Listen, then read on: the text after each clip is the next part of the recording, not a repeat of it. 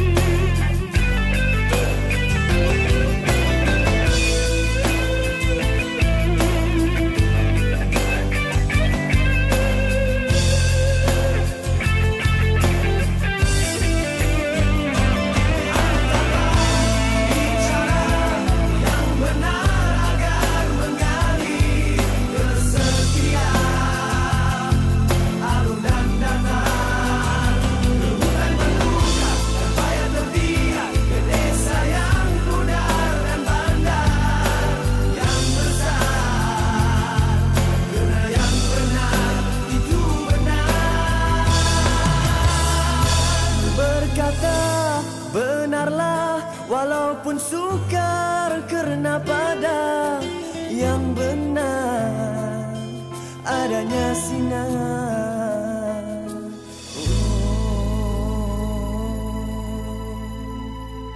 Assalamualaikum warahmatullahi wabarakatuh. Alhamdulillahirabbil alamin wa bihi nasta'in wa la udwana illa 'alal zalimin. Asyhadu an la ilaha illallah wahdahu la syarika lah wa asyhadu anna Muhammadan abduhu wa rasuluh.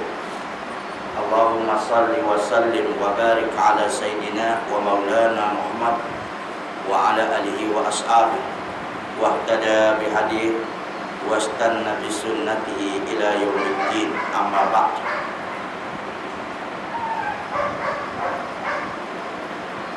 Kaum muslimin dan muslimat yang dihormati dan dikasihi sekalian,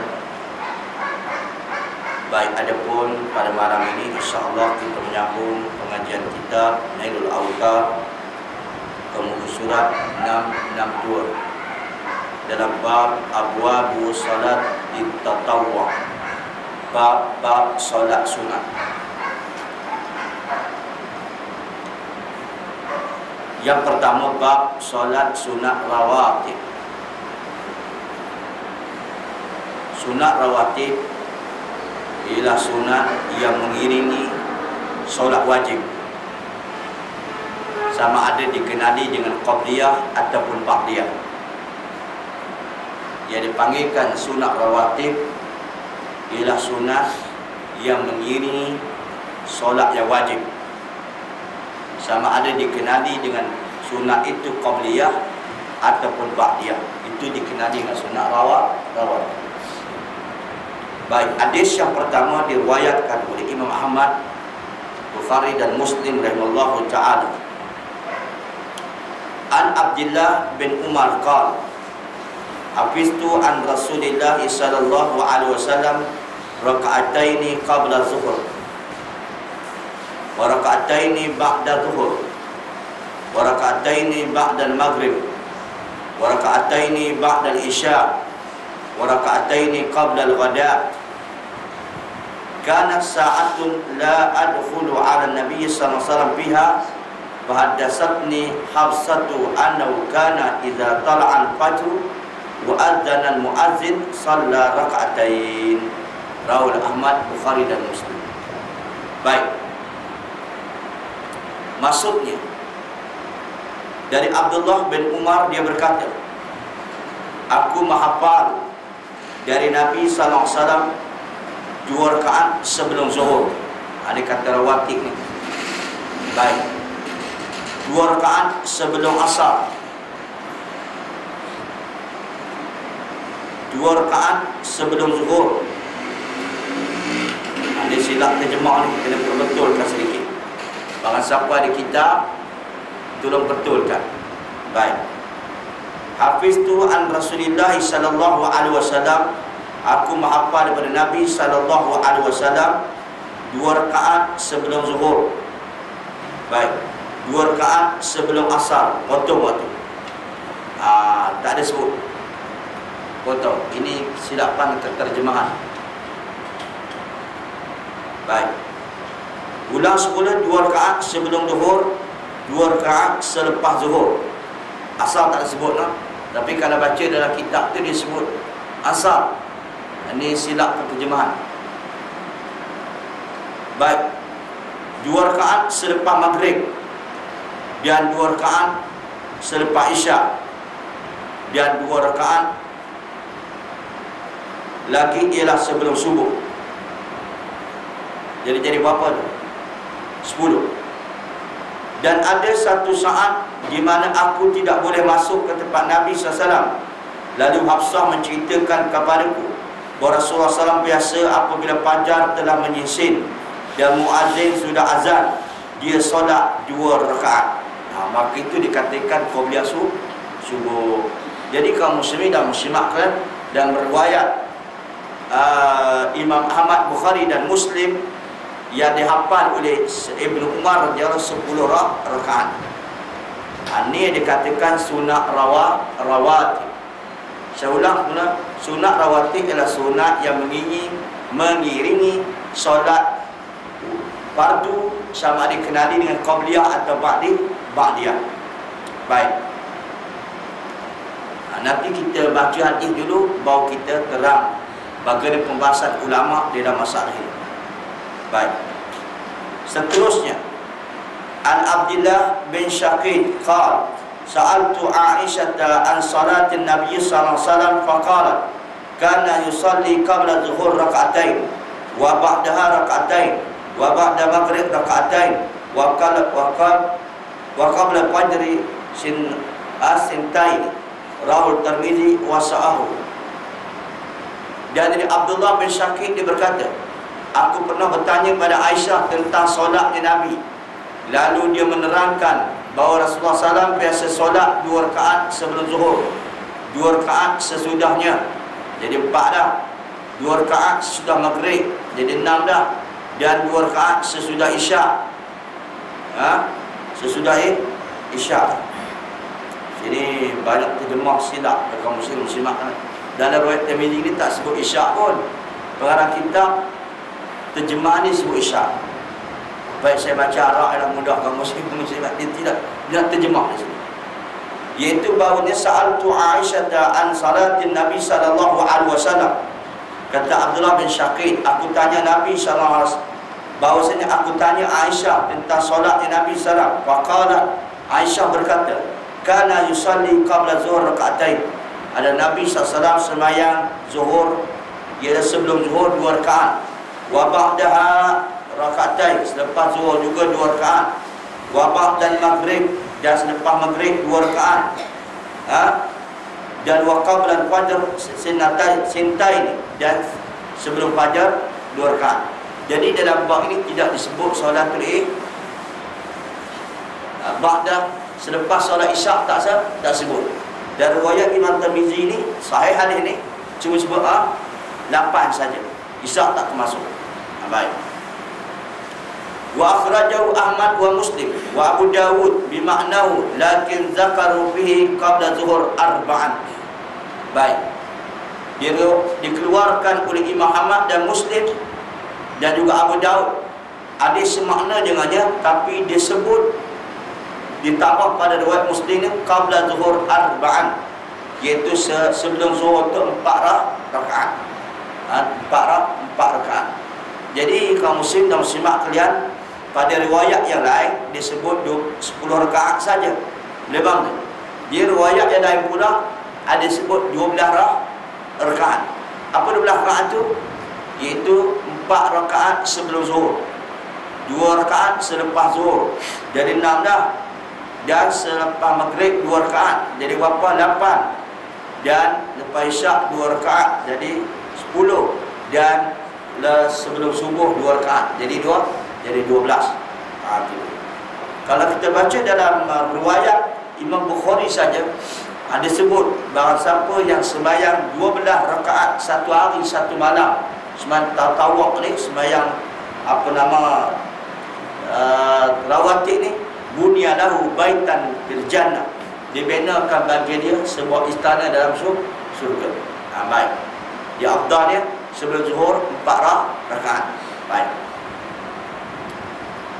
Okey, kita baca lagi. Nanti kita ulah bagian pendapat ulama tentang masalah ini. An Ummul Habibah binti Abi Sufyan, an Nabi sallallahu alaihi wasallam qala, man shalla fi yawmin wa lailatin sintai asyarata sajadatan siwal maktubah bunya lahu baitun fil jannah, rawul jemaah ila Bukhari.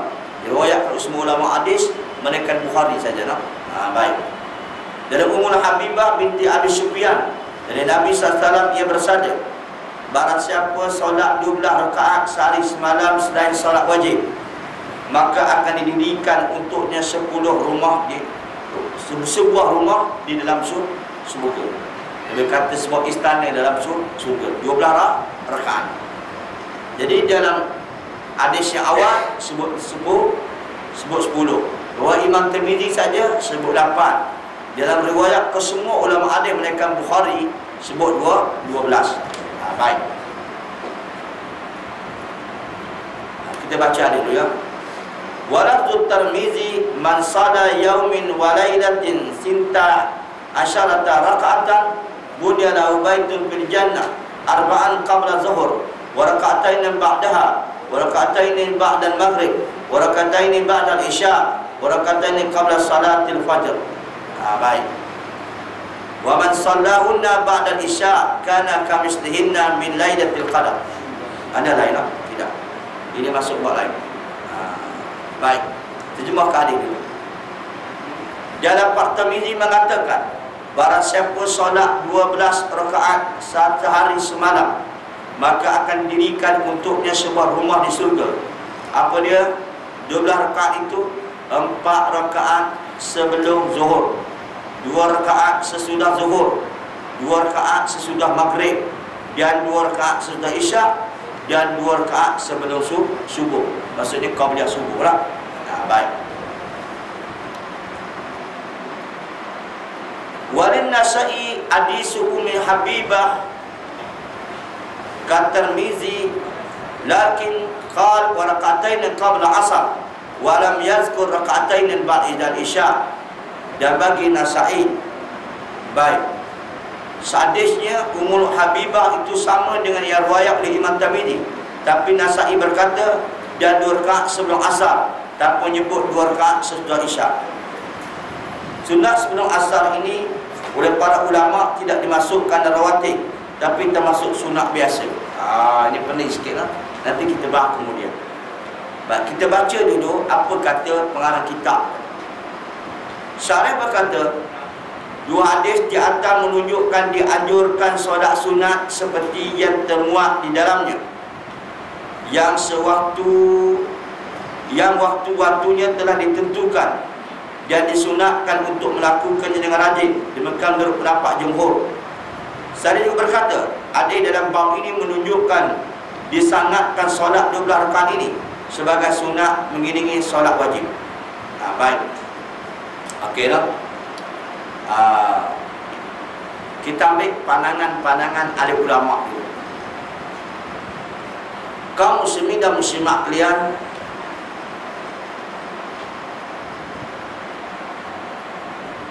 dalam pandangan Al-Imam Syafi'i mengatakan sunat rawatib ini dia terbagi kepada dua bahagian.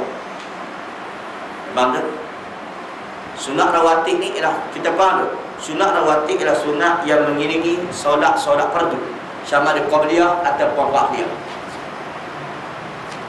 Kita ambil dulu dari segi pandangan Al-Imam Syafi'i rahimahullahu ta'ala, dan begitu juga pendapat Al-Imam Nawawi mengatakan bahawa sunat rawatib ni, yang sunat yang mengiringi solat-solat fardu ni, dia terbagi dua.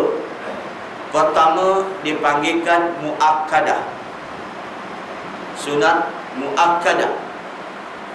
Yang kedua sunat ghairul muakkadah. Ini istilah bahasa lah. Nanti kita ambil pula istilah Ibn Qayyim kan. Nanti dia cerita pula kaum muslimin dan muslimat. Baik, kita ambil pandangan Al-Imam Syafi'i dulu, iaitu yang pertama, sunat rawatib ni diterbagi kepada dua. Pertama, sunat rawatib yang diberikan sunat muakkadah, sunat yang sangat-sangat dituntut. Baik. Yang kedua, sunat ghairul muakkadah, sunat tapi tidaklah berapa sangat itu dituntut, tapi buat cantik, tapi tidaklah kekuatannya kaum muslimin dituntut seperti mana muakkadah tadi. Bukan, kalau terjemah maknanya, kalau kita ngaji bahasa Arab, sunat yang tidak dituntut, tak kena dah gitu. Maksudnya sunat muakkadah, sunat yang sangat-sangat dituntut. Sunat ghairul muakkadah, sunat tapi tidaklah berapa kuat dia tu untuk melakukannya. Jadi lebih duk fahamnya kaum muslimin dan muslimat. Nanti saya ambil pendapat Ibn Qayyim. Pendapat Ibn Qayyim. Pendapat Ibn Qayyim, kaum muslimin dan muslimat kalian, dalam bab sunat ini, pertama sekali dipanggilkan sunat itu terbagi kepada tiga. Terbagi kepada tiga, ataupun terbagi kepada dua. Dua lah mudah. Pertama dipanggilkan mustahab. Mustahab dalam bahasa Arab, mustahab, sunat juga. Yang kedua dipanggil at-tatawwu'. At-tatawwu'. Nanti. Ini istilah Ibn Qayyim dulu. Jadi kaum muslimin dan muslimat kalian, kita ambil pendapat Imam Syafi'i dulu dan ulama yang lain. Sunat rawatib al-muakkadah ni dia ada 12. Bagi pandangan Al-Imam Syafi'i 12. Apa sebab muakkadah? Sunat yang Nabi tak rajin tinggal. Yang dikatakan sunat muakkadah, iaitu bahawa sembahyang sunat yang mana Nabi tak tinggal pun sembahyang ni, iaitu 12 rakaat. Nabi tak pernah tinggal. Memang tu.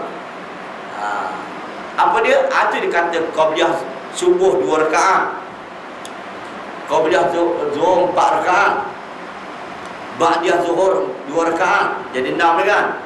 Ba'diyah maghrib 2 rakaat, jadi 8 dah. 10. Dan ba'diyah isyak 10. 2 rakaat, jadi 12. Ini dikatakan muakkadah, sangat-sangat dituntut, yang Nabi tak rajin tinggal. Kalau tinggal pun, Nabi tertinggal, maka Nabi menggantikan. Memang kalau Nabi tertinggal pun kaum muslimin, Nabi akan ganti. Sebagaimana satu hadis Nabi SAW diriwayatkan oleh Al-Imam Al-Bukhari. Satu kali kaum muslimin dan muslimat kalian, dalam satu peristiwa, apabila kabilah Amr bin Auf, ada panjang sangat ni, kabilah Amr bin Auf berbalah di antara mereka. Kalau tuan-tuan nak hadis ini, nak boleh rekas, boleh tengok dalam kitab Riyadhus Shalihin, yang dikarang oleh Imam dalam bab al-islah bainan nas, Imam Nawawi mengambil hadis ni dalam Sahih Bukhari dalam bab al-islah bainan nas, bab mendamaikan di kalangan manusia yang berbalak. Jadi hadis ni Imam Nawawi ambil. Tapi saya ambil ringkasannya, iaitu pernah Nabi SAW bila sunat rawatib yang 12 rakaat ni atau 10 rakaat disebut dalam hadis ni, dia dipanggilkan sunat muakkadah. Nabi tak tinggal. Kalau tinggal, Nabi ganti. Sebagaimana satu hadis ketika mana Rasulullah SAW sembahyang zuhur, lepas sembahyang zuhur, ada seorang lelaki berkata, "Ya Rasulullah, qila Amr bin Auf, mereka berbalah di antara mereka. Mereka ni pada keturunan Ansar." Nabi kaum muslimin terus bangun. Terus bangun. Lepas zuhur terus bangun. Lalu kaum muslimin dan muslimat kan bila bangun teruslah pergi kabilah Amr bin Auf itu. Kabilah Amr bin Auf menyelesaikan masalah mereka itu. Bila sampai kaum muslimin dan muslimat kalian waktu asar, rupa-rupanya tak selesai lagi pembalahan mereka. Dan Bilal pun azan. Bila azan, Bilal pun kaum muslimin tunggu Nabi. Bila Nabi nak datang, kan? Sebabnya selalunya kaum muslimin dan muslimat kalian lepas azan ni diperuntukkan masa lebih kurang rubuk sa'ah.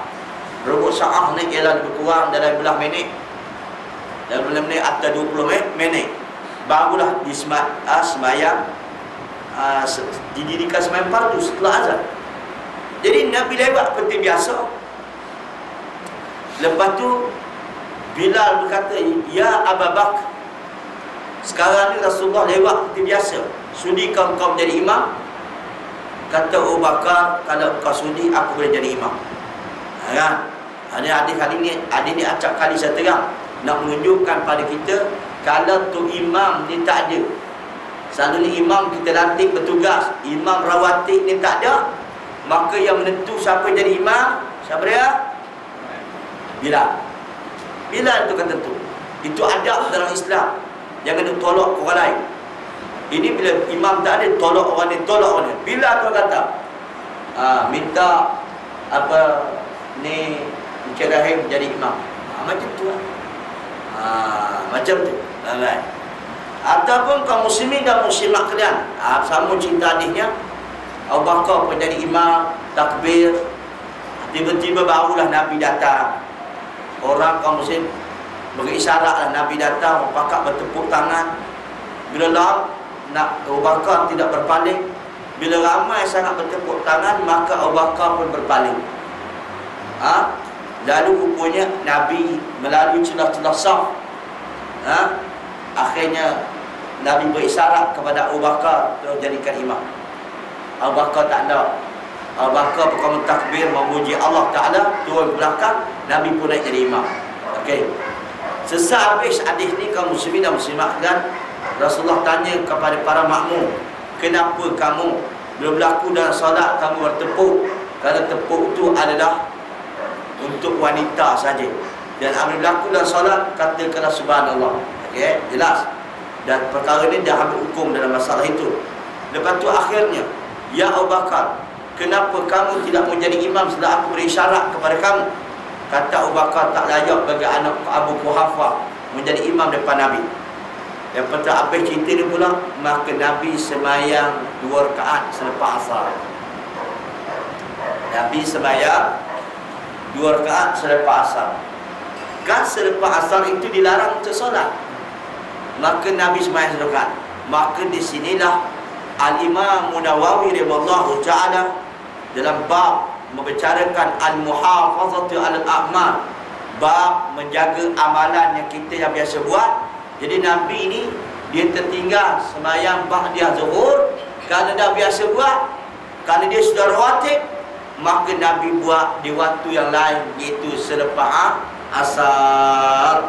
Tapi bukan semayang ba'diyah asar. Ba'diyah asar mana ada. Jadi kaum muslimin dan muslimat kalian, Nabi buat semayang ba'da zuhur, yang ditinggalkan itu dia buat selepas asar. Nak kata begitulah tuntutan sunat rawatib ini. Iaitu qabliyah dan ba'diyah yang kata 12 rakaat.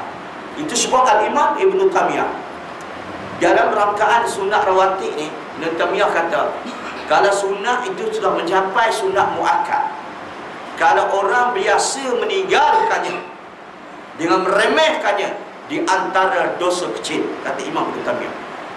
Lepas tu, walaupun kita belajar sunat buat boleh pahala, tak buat tidak berdosa. Tapi Ibn Taymiyah menambah, mana yang sunat yang sampai peringkat muakkadah, yang sangat-sangat dituntut ni, yang Nabi tak aja tinggal, barang siapa meremehkannya tanpa sebab dan sebagainya, dia di antara dosa kecil. Ni kata Imam Ibn Taymiyah, pendapat beliau. Baik. Yang kedua, sunat juga dipanggilkan sunat ghairul muakkadah. Ghairul muakkadah, iaitu bahawasanya boleh laku, tapi Nabi jarang-jarang, kadang-kadang Nabi buat, kadang-kadang Nabi tinggal. Lebam itu. Kadang-kadang Nabi buat, kadang-kadang, itu dikatakan ghairul muakkadah. Lebam itu. Apa dia, kaum muslimin dan muslimat kalian? Iaitu bahawa sesungguhnya 4 rakaat setelah zuhur. Lebam tu, yang 2 rakaat itu adalah muakkadah. Yang tambah 2 rakaat lagi, lepas tu jadi 4 tu, itu yang ghairul muakkadah. Yang keduanya, iaitu sebelum asar 2 rakaat. Sebelum asar 2 rakaat atau 4 rakaat. Nabi kadang-kadang buat, kadang-kadang Nabi tinggal. Itu dikatakan ghairul muakkadah, iaitu dituntut tapi tidak sampai sangat-sangat dituntut. Dan juga qabliyah maghrib. Qabliyah maghrib. Cuma yang menolak ada wujud di qabliyah maghrib dia dalam pandangan Al-Imam Abu Hanifah. Lebam tu, dia kata tidak ada qabliyah maghrib.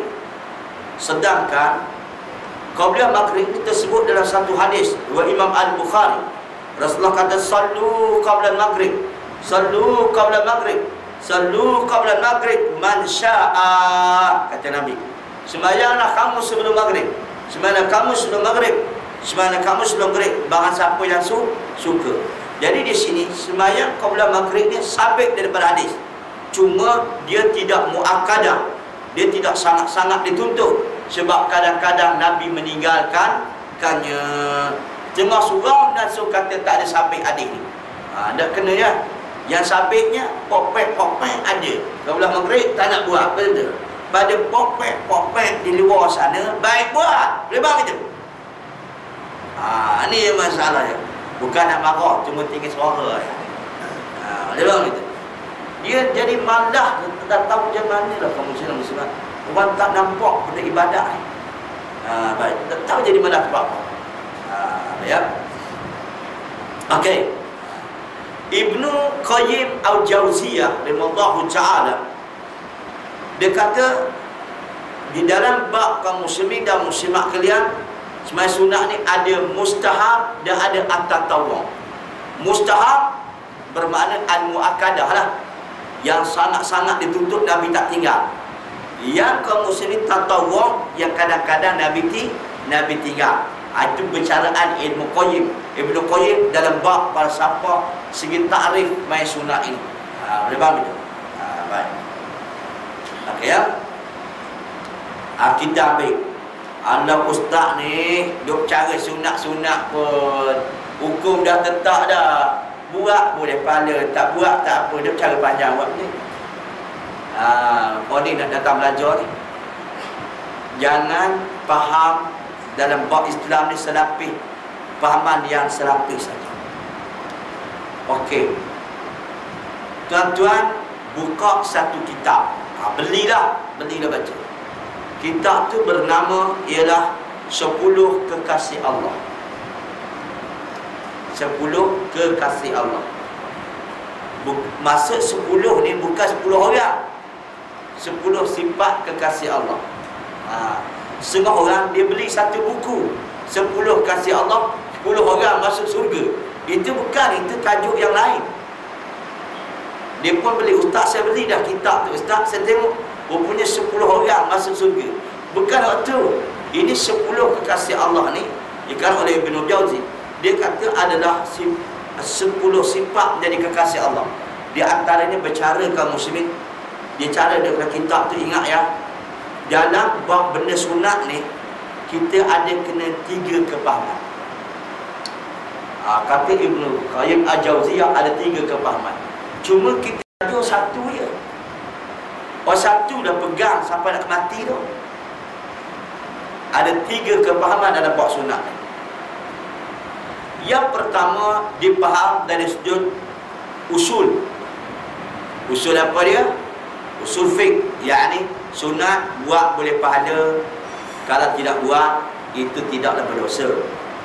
Ulama-ulama kata Ibnu Qayyim rahimahullah taala beri kaedah tu supaya orang boleh kenal, supaya orang boleh mengetahui dalam bab itu, bukan untuk dijadikan amalan. Lebam itu. Semua itu pembahasan nak perkenalkan pembahasan ilmu. Itu saja. Sunat buat boleh pahala, kalau tak buat tidak berdosa. Itu pembahasan ilmu. Jadi orang zaman sekarang ni dia bukan berilmu, dia jadi hujah tak nak beramal. Itu yang silapnya. Sunat boleh pahala, buat boleh pahala, tak buat tak apa. Jawapannya tak apa, dia tak buat. Itu sedangkan pembahasan ilmu, bukan pembahasan jangan beramal. Lebam itu. Tapi segambut banyaknya fahamlah betul. Dan sewasan sewaktu dengannya, bukan segambut saja. Sebabnya kita tengok lepas main isyak, dia pakai terabur habis. Main maghrib, terabur habis. Sunat saja. Baik. Kena faham di situ. Faham ni? Baik. Bukan taman sinar, segambut. Bersinar sini, segambut lain. Fana aku tak boleh tu. Boleh faham tu. Baik, nanti orang segambut puasa. Yang kedua, ambil kaedah ni. Kata Ibn Qayyim.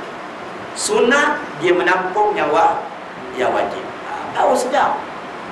Sunat dia menampung nyawa yang wajib. Itu yang kedua. Okey. Sebab itu Ibn Qayyim dicabar manusia yang tak nak buat benda sunat ni. Dia kata ada tak perkara yang wajib itu dibuat, adakah sempurna? Contohlah, kita ambil sembahyang maghrib tadi. Sembahyang maghrib tadi bermula pada takbiratul ihram sampai ke salam, agaknya 100% ke tak diingat apa-apa. Ingat ketua Allah, dia ada.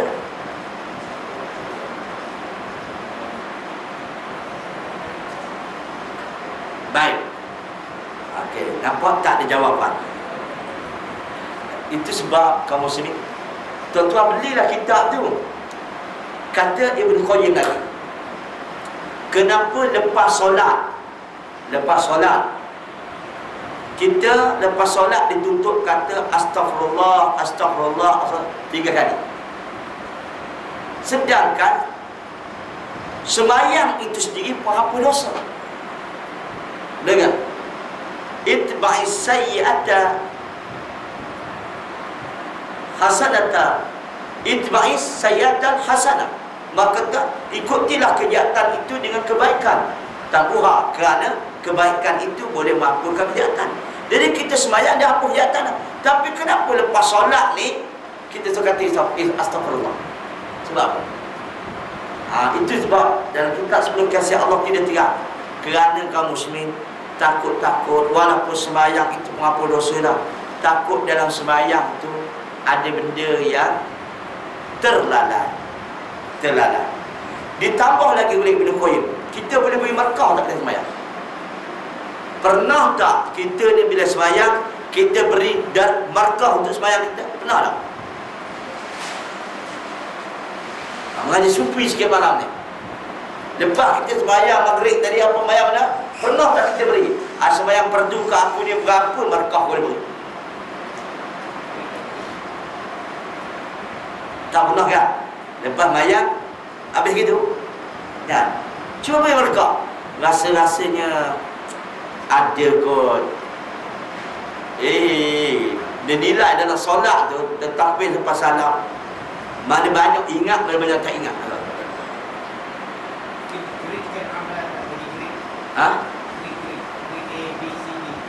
Grade lah.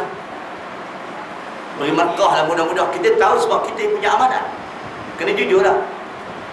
Sama banyak je ustaz, sama banyak je. Sembahyang dia boleh 50 50 pas 100. Perlu tak nilai lagi? Nampak macam tak perlu, heran dia kaum muslimat. Itu kata Ibn Qayyim kena cek. Lepas tu. Jadi, okey, dia tinggal kita kembali. Kesedaran tu ada lah, nilai tak perlu.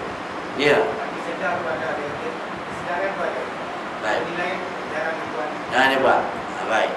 Kalau jarang terima kadang-kadang, jarang-jarang. Itu baik. Yang keduanya kaum muslim dan muslimat kalian. Okey, kita katalah wallahu a'lam. Biar saya kata tudi saya. Nak kata 100% tak dapat. Tak tahulah kalau orang si gambut dia dapat. Dia sembahyang 100% ingat. Letak jawatan mengajar lah, suruh dia orang mengajar lah. Sebab dia makan kita tu. Dia makan rendah. Tak dapat kan?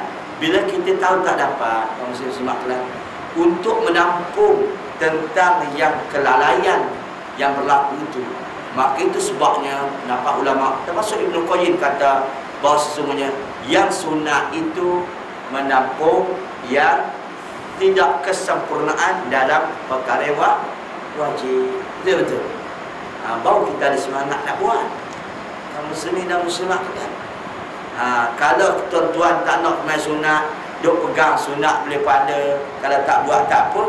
Kalau betul lah sembahyang tu 100% dapat betul lah. Tak apalah pegang hak tu selama-lamanya. Tapi tidak mungkin. Tidak mungkin. Ada sebut dalam sejarah yang cukup masyhur sejarah ini. Yang Sayyidina Ali yang pergi perang. Ada kata kena anak panah di bahu dia, ada kata kena di paha dia. Masa nak cabut anak panah tu, Sayyidina Ali ni bukan jenis orang tahan sakit. Perang berani tapi bukan jenis orang tahan sakit. Kan ada setengah orang kaum muslim muslimat kalian, dia badan besar tapi cucuk jangan jauh, takut sangat. Dia kata, kita menjauh pun takut tapi badan besar. Baik. Jadi Sayyidina Ali ni masa nak cabut anak panah tu, dia kata tu mampu solat dulu. Masa solat cabut kan? Oh ya Allah Akbar. Macam mana ya? Bermaksud ketahanan kesakitan dia bila dalam solat. Kita ketik nyamuk pun tak tahan kan? Tapi Sayyidina Ali walaupun begitu hebat solat dia, sunat tak tinggal. Betul-betul. Kita warna itu yang kedua. Yang ketiga, Ibn Qayyim kata benda sunat ini selain daripada kaum muslim muslimat kata hukumnya, selain daripada menampung perkara yang tidak sempurna dalam kewajipan, yang ketiganya sunat kena ingat, iaitu satu jalan yang mengekalkan bagi Allah Ta'ala untuk mengasihi seorang hamba. Sebab disebut dalam satu hadis Al-Qudsi. Dalam satu Al-Qudsi apa dia? Rasulullah SAW bersabda, berkatalah Allah Subhanahu Wa Ta'ala, berkata Allah Ta'ala, man adali waliyan faqad adantuhu bil harbi wa ma taqarraba ilayya abdi. Kita baca tu. Barang siapa yang memusuhi wali aku, maka aku isyaratkan perang padanya. Maka tak adalah jalan, kata Allah Ta'ala, mendekatinya hamba itu kepada aku, melainkan dia mengerjakan perkara yang diwajibkan.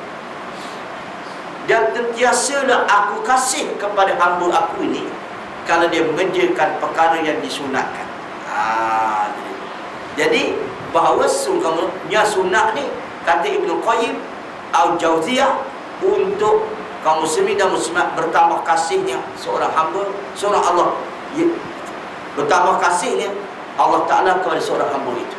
Jadi kita ambil 3 patah lah. Pertama tentang usul, tentang ilmu. Yang kedua menampung yang wajib tak sempurna. Yang ketiga membuatkan Allah Ta'ala kasih bagi orang menjaga yang sunat. Ambil itu. Ni dia ambil satu je. Ambil apa? Sunat buat daripada tak buat tak apa. Itu pakat kabul kan? Tak kena lah gitu. Baik ya. Okay. Habis. Ya. Yang lain tu kaum muslim, yang lain-lain itu kaum muslim. Yang pentingnya kekalkan, istiqamahkan 12 rakaat ataupun istiqamahkan 10 rakaat yang disebut oleh Ibnu Umar. Faham tu? Istiqamah 10 rakaat. Jangan ditinggalkan rawatib itu. Baik. Ada disebut dalam berbagai hadis Nabi SAW. Tapi ingat ya, banyak benda kalau kita kekalkan dalam permasalahan kaum muslim 10 rakaat atau 2 rakaat ni, di dalam hadis Nabi, apabila Nabi dalam keadaan musafir, Nabi dalam keadaan musafir, maka Rasulullah tidak buat qabliyah dan ba'diyah. Bukan sunnah Nabi dah. Bila kita musafir, kaum muslimin, Nabi tidak buat qabliyah dan ba'diyah. Dalam musafir ni Nabi cuma buat solat witir dengan qabliyah subuh ya. Nabi tak pernah meninggalkan sama ada musafir atau tidak musafir qabliyah subuh dengan solat witir. Yang lain tu apabila musafir bersama waktu zuhur, Nabi terus sembahyang fardu zuhur dan Nabi tak buat qabliyah dan ba'diyah. Benar? Begitu juga masuk solat Isya, Nabi tak buat qabliyah dan ba'diyah dalam keadaan musafir. Tidak tuntunan Nabi. Jadi apa poinnya? Apa poinnya? Itu sebabnya ya ustaz, kalau tak buat, tak dapat pahala dah. Ni dalil dia kaum muslimin dan muslimat sekalian. Sebagaimana hadis yang diriwayatkan oleh Al-Imam Murtamizi rahimahullahu ta'ala. Apa dia? Saya baca riwayat-riwayat yang terlalu banyak. Di antaranya kaum Nabi SAW, apabila seorang itu mengekalkan amalan di masa dia bermukim atau di masa dia sihat, tiba-tiba dia musafir atau jatuh sakit, Allah Ta'ala tulis amalannya semasa dia sihat juga. Jadi kalau orang kaum muslimin dan muslimat kalian di masa dia bermukim, dia tidak musafir, dia biasa buat qabliyah dan ba'diyah. Tiba-tiba dia musafir, Nabi tak buat, dia pun tak buat, Allah Ta'ala tulis juga qabliyah dan ba'diyah kerana dia buat ketika mana bermukim. Tapi kalau misalnya kaum muslimin dan muslimat kalian di masa bermukim dia tidak buat, tiba-tiba dalam musafir dia memang tidak sunnah buat, jadi dia tak ada pahala macam tu. Itu cantik tadi tu, cantik. Dan begitu juga barang siapa yang ketika sihatnya beramal, tiba-tiba datang sakit, Allah Ta'ala tulis masa amalan masa sihat. Ini cantik juga muslim dan muslimat kan. Banyak hadis ya, seperti mana riwayat Imam Tirmizi juga, barang siapa yang selalu berjemaah pada waktu sihatnya, tiba-tiba jatuh sakit, dia sembahyang di rumah seorang diri, maka Allah Ta'ala tulis juga seperti sembahyang berjamaah kerana dibuat masa sihat dia. Itu cantik kan? Baik. Yang cuma dalam keadaan musafir, Nabi tak tinggal qabliyah subuh dan witir. Baik. Ada riwayat yang lain. Inilah kadang-kadang jadi gempar sedikit ya. Iaitu ada dalam riwayat lain yang dua orang sahabat Nabi SAW yang mana dia tak sembahyang qabliyah subuh, maka Rasulullah suruh dia sembahyang ba'diyah subuh. Sembahyang qabliyah subuh tu dibuat selepas subuh, tapi bukan ba'diyah subuh. Ba'diyah subuh ni orang faham dah, memang tak ada nas, tak boleh buat sembahyang lepas subuh ni. Tetapi kerana qabliyah subuh tu sangat-sangat dituntut, kamu boleh buat selepas subuh. Itu dia. Jadi jemaah kena faham dalam waktu. Misalnya kaum muslimin dah sedia dalam masjid, orang buat subuh dah, lalu dia sembahyang subuh bersama dengan imam. Lepas tu dia lepas habis salam, dia pun bangun buat pula sembahyang sunat. Kita pula apalah warak tak kena. Mana ada ba'diyah subuh? Tidak, dia tak buat ba'diyah subuh, dia buat qabliyah subuh kerana tak sempat boleh buat selepas subuh. Sampai begitu tuntutannya. Boleh faham ni? Ya, jangan tinggal dalam poin. Banyak adik-adik yang bicara tentang masalah itu. Ya.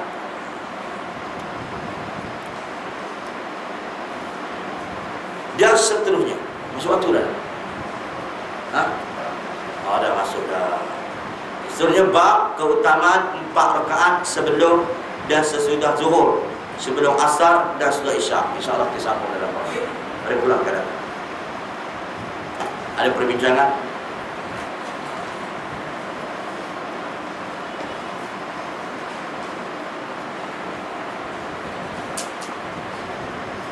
Wallahu a'lam. Subhanakallahu bihamdik, asyhadu an la ilaha illa anta wa astaghfiruka wa atubu ilaik. Assalamualaikum warahmatullahi wabarakatuh. Ini pasal korban. Ada artikel teman-teman mengatakan yang bagi korban yang boleh diberi upah pada pekerja. Waktu dia berilah ada hadis-hadis dia. Jadi apa yang kita berfikir sini, dia diberi upah bagi korban. Tapi kalau diupah dengan wang, boleh kan? Jadi kita boleh diupah dengan korban. Ya. Baik. Dalam penelitian pembahasan ahli ulama, dia daging korban ni kaum muslim tidak boleh dijual. Tidak boleh dijual. Faham tak? Daging korban tak boleh dijual. Dijual belilah. Tidak boleh dijual beli. Kalau kata tak jual, siapa nak beli? Memang tidak boleh dijual beli. Itu hukum asal. Iaitu Nabi SAW melarang dijual belikan akan daging kurban tersebut. Okay. Itu hal yang asal. Jadi bila ulama mengkaji dalam bab ini, apabila diberikan upah daripada daging kurban kepada yang menyembelih kurban, bukankah upah ni termasuk dalam bab jual beli?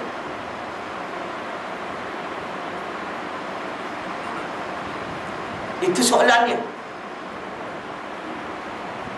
Baik, saya hadis yang umum. Saya ambil hadis umum satu, hadis khusus satu. Baik. Ada umumnya kaum muslim muslimat Rasulullah melarang daging kurban ini dibuat jual beli, tak boleh. Hatta kulitnya.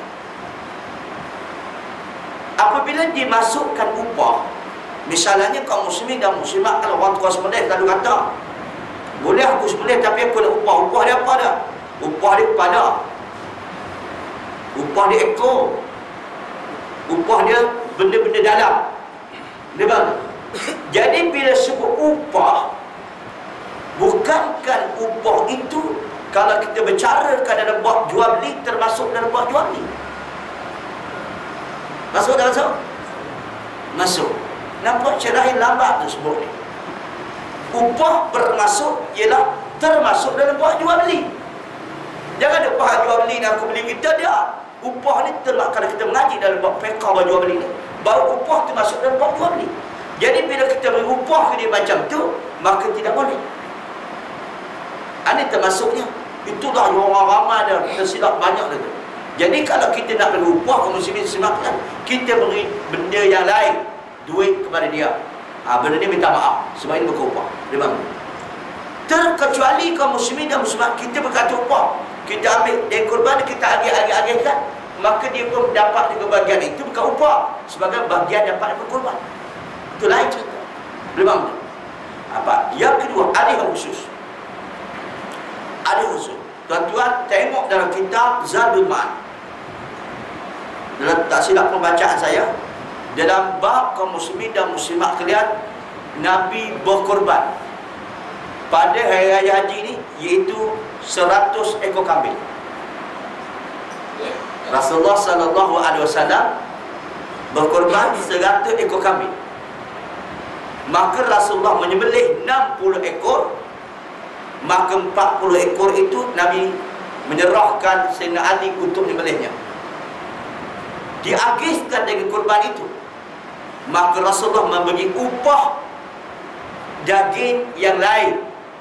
Rasulullah berikan upah kepada orang yang menyembelih, kepada orang yang apa ni? Apa? Yang lampau daging ni, daging yang lain, bukan daging korban. Itu dalil yang cukup kuat, dalil khusus dalam bab itu. Jadi memanglah fatwa yang dinyatakan kita memang sahih. Orang lain sebut tak sebut lagu tu. Tiba-tiba dia sebut, dan sebut tu saya tahu lah fatwa ni kaum muslimin ada dibicarakan oleh Profesor Madya Dr. Asri Zainal Abidin. Saya nampak cantik. Kita lama ni orang pakat buat, orang tak nampak, tapi dia nampak dalam masalah ni kajian dia. Dan memang kalau tengok, bila kita kaji, saya tengok dia punya alasan dan hujah. Dia kata upah termasuk dalam bab jual beli. Tak boleh lah betul. Kalau kita nak beri, beri duit. Anda nak beri daging yang lain. Itu boleh. Wallahu a'lam. Itu memang tepat. Kalau kita bagi daging tu juga sebagai Bukan niat sebagai upah. Kalau kita bagi daging, macam kita bagi korang, maksudnya untuk dapat bagian kurban, itu tak ada masalah. tapi kena sama banyak kan. Kalau kata kalau sekilo dia. Yang sama banyak tu itu adalah andaian kita je. Memang tu. Andaian anak kita je, kaum muslimin dan muslimat kelas. Kalau kita nak bercemuk ni korang ni, dia tak ada skelo-skelo tu, cuma kita lah pengurusan kita je. Tak ada hadis nak kata beri daging kurban ni kena sama rata, tak ada. Memang tu. Tak ada. Maksudnya adalah kita sebenarnya kita pakai kenapa tak apa, ni bagian. Engkau ambil dah sebagian dari kurban, macam kita bagi orang lain lah, bukan sebagai upah. Tapi selalu dia punya meleh ni memang dia minta upah. Buat apa? Dia nak ekor, dia nak kepala. Itu kenapa betul. Isi dalam. Dia tak minta besar. Dia tak minta, tapi orang yang baik. Dia tidak minta. Kalau dia tak minta, apa bagi kepala? Dia tak beri daging lain. Dan keputusan, ada sebuah keputusan yang sudah menetapkan bekerja beli sekilo, duduk beli 9 kilo. Jadi dekat sini kita nampak ada penumpang. Ya, itu memang tidak boleh. Kalau bab penetapan memang tidak boleh. Itu kena cermat dia masalah. Okey, apa nama yang penyembelih tu mungkin kita salah satu bagi kita sebab biasa dia tak kita kuat sebab kita nak meraihkan, kita bagilah kat dia kepala, seketul, dahi semua lah. Saya rasa penyembelih mungkin tak ada masalah. Sekarang masalah nak sesi dan timbul masalah pekerja dengan penduduk yang fakir miskin. Kebiasaan kita buat dalam 2/3 daging tu kita akan campurkan dan kita buat kemungkinan akan buatlah pekerja biasanya dia kita akan bagi lebih daripada penduduk lah. Sebab dia yang memproses, sebab mungkin kaedah sebab dia yang membuat proses daripada segi lampau dan sebagainya. Apakah ini yang kita letakkan sebagai upah ni masukkan dalam apa aslinya? Ya, termasuk. Kalau niat lagu tu kaum muslimin, kerana dia lebih buat kerja, kita beri banyak sikit. Itu upah itu. Okey, kalau dulu kita sama ratakan, Alhamdulillah, tak ada apa. Masing-masing dapat bagian masing-masing. maksud kata awak penduduk ke, awak buat kerja, dapat kerja ke, Ya. kita bagi awak sama rata sekilo. Ya, tak masalah. Tak Masalah. Dan daging tu kalau kita masak makan tak ada masalah. Tak ada masalah. Cuma jalan penyesalan alim ulama dalam bab ini, tapi tidak ada hadis. Tapi ini cuma pembagian yang dibuat oleh ulama. Lalu dia kata daging kurban itu dibagi 3. Satu bagian untuk apa? Tuan sembelih, bukan tuan punya kurban. Dan satu bagian lagi untuk keluarga-keluarga dia. Betul? Dan satu lagi untuk diberikan pada orang ramai.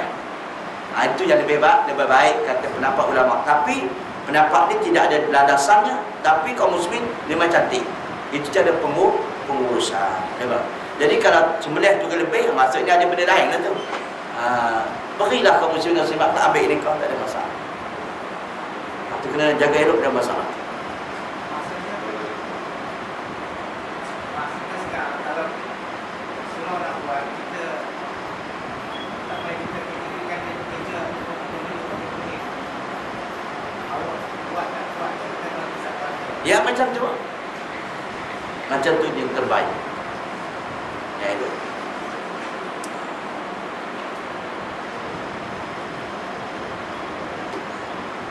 Wallahu a'lam.